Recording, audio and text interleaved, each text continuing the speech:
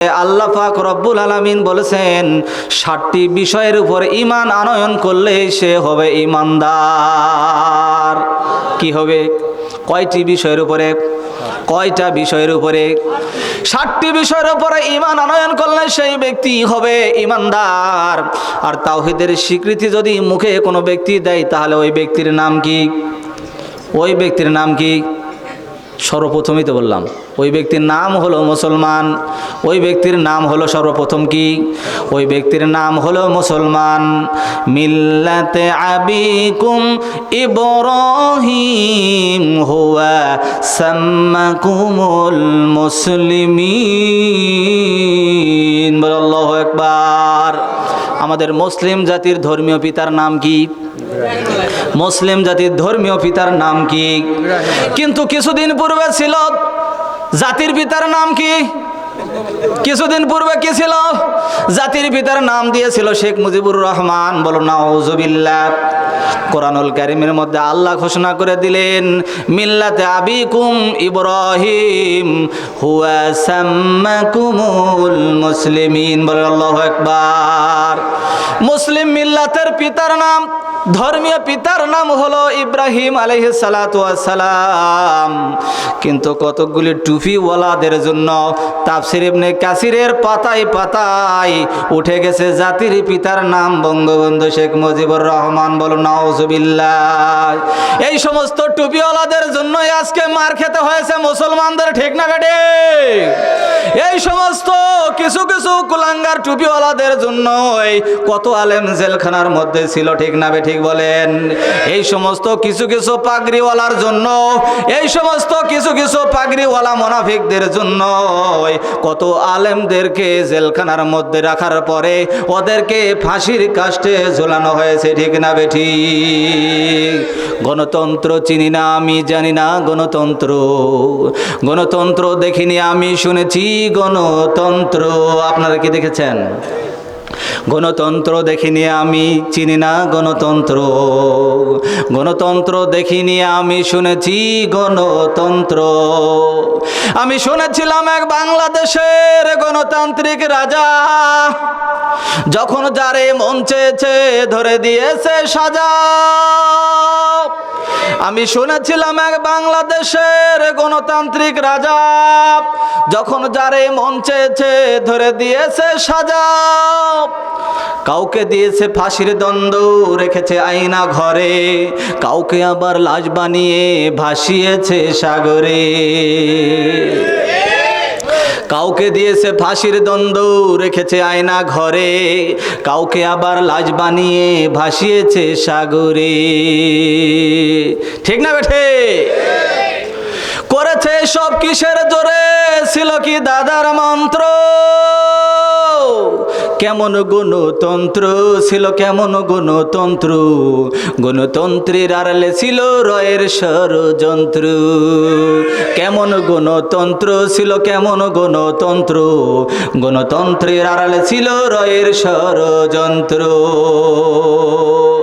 আমি দেখেছি কত নির্বাচনে লাগতো টাকার নোট।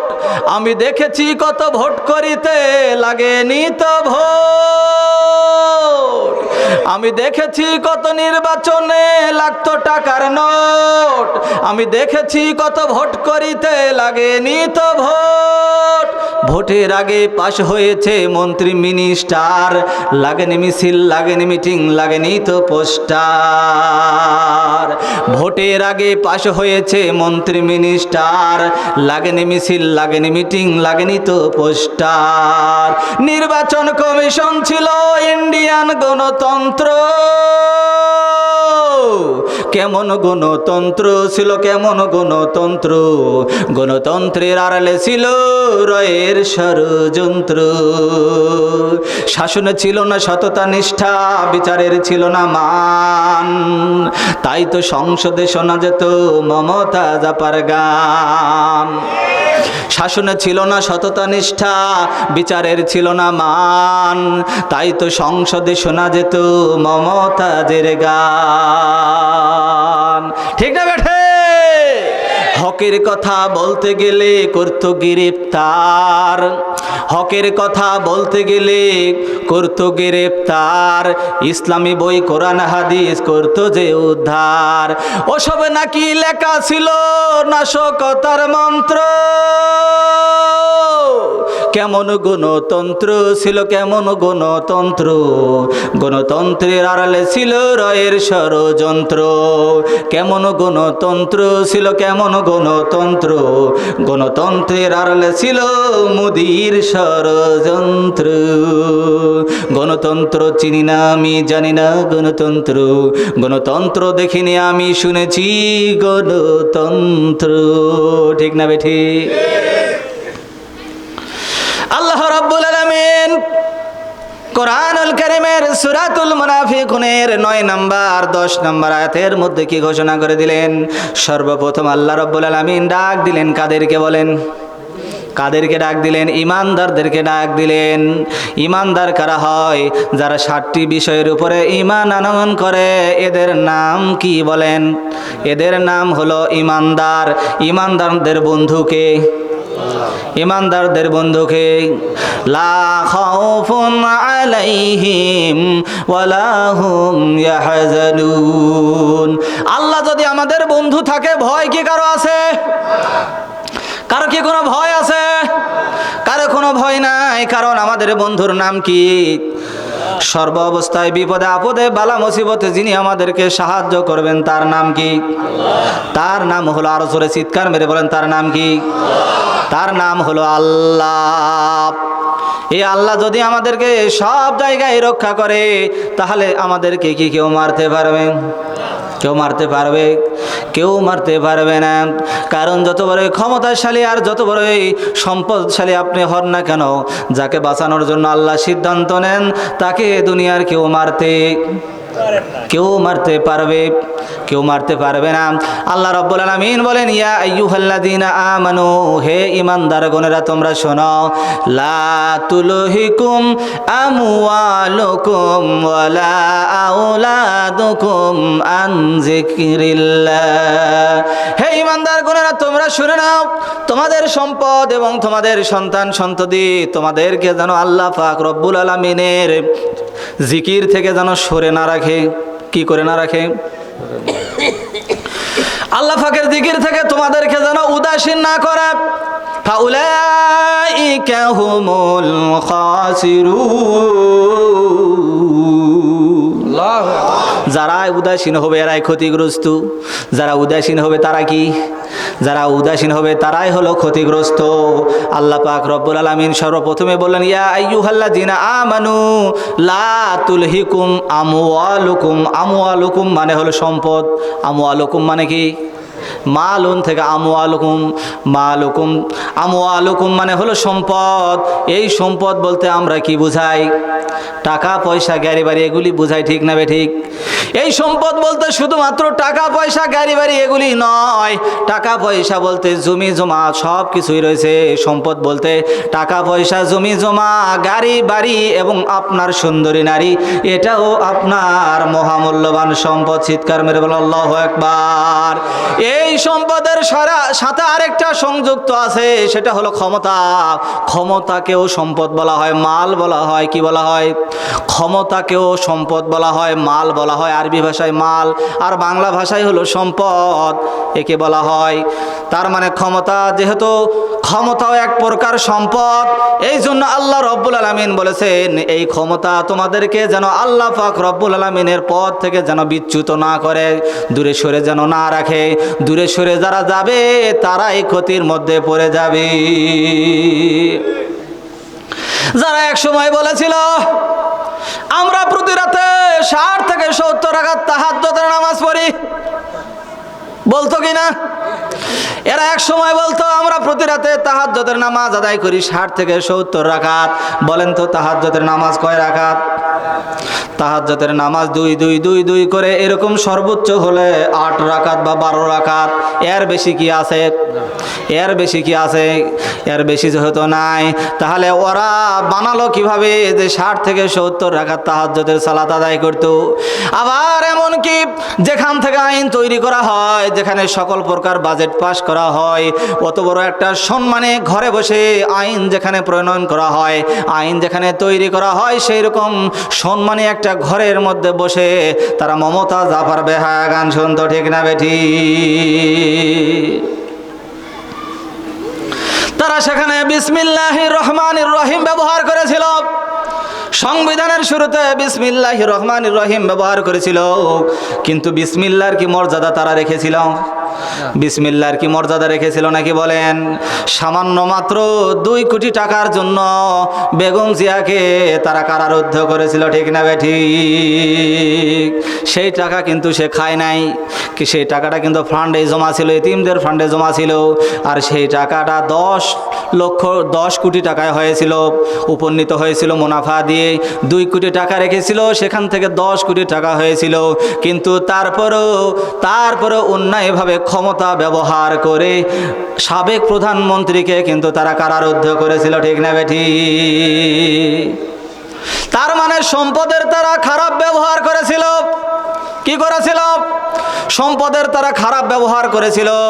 এই জন্য আল্লাহ রাব্বুল আলামিন বলতেছেন, বারবার ইমানদারদেরকে ডাক দিয়ে বলতেছেন, আমি ইমানদারের কথা কেন বললাম একটু পরে আসতেছি। ইমানদারের কথা কেন বলা হলো?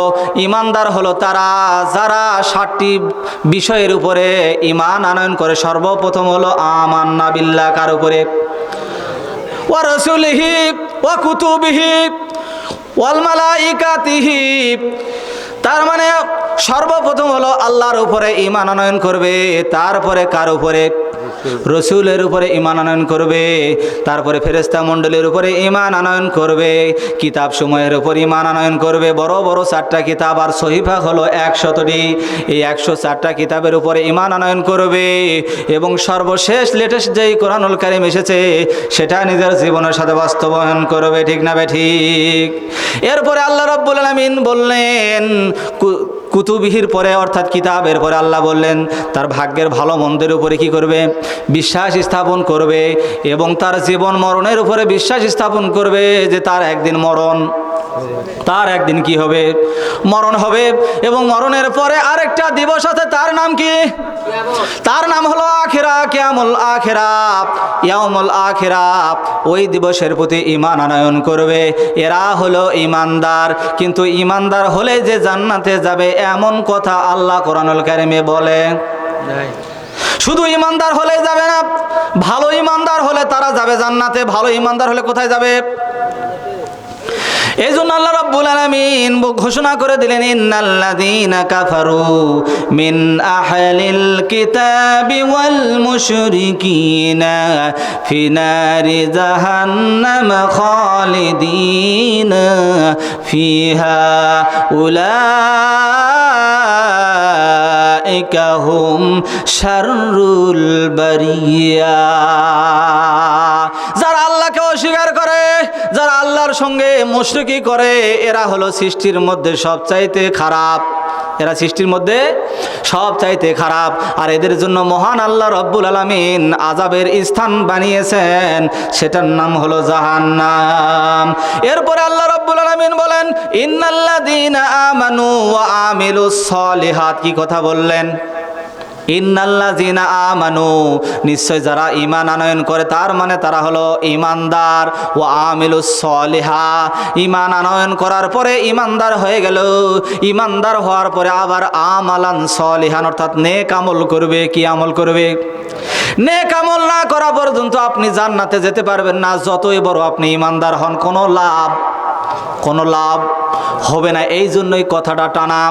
এই জন্য বলতেছি, আগের জীবনে যারা ছিল বিগত 16.5 বছর পর্যন্ত, যারা অন্যায়ভাবে ক্ষমতার অপব্যবহার করে যারা দেশ চালিয়েছে, ক্ষমতার মসনদে যারা বসেছিল, তারা এই মালন শর্ত অর্থাৎ ক্ষমতার অপব্যবহার করেছিল কিনা বলেন? তাদের কি আল্লাহর প্রতি বিশ্বাস ছিল না? বলেন, তারা কি আল্লাহকে বিশ্বাস করতো কিনা? তারাও আল্লাহকে বিশ্বাস করত, তারা রসুলকে বিশ্বাস করত, তারা কোরআনুল কারীম অর্থাৎ কিতাব সমূহের উপরে বিশ্বাস স্থাপন অবশ্যই করত এবং তারা ফেরেশতা মণ্ডলী আছে তাদের উপরও বিশ্বাস স্থাপন করত। কিরামান কাতিবিন ফেরেশতা আছে, এরকম বিশ্বাস করতো কিনা বলেন?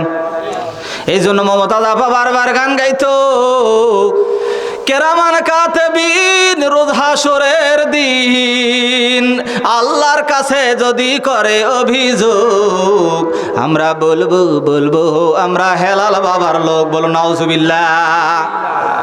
কি তাহলে ফেরেশতাকে বিশ্বাস করতো না? হ্যাঁ, কি বিশ্বাস করতে কিনা বলেন?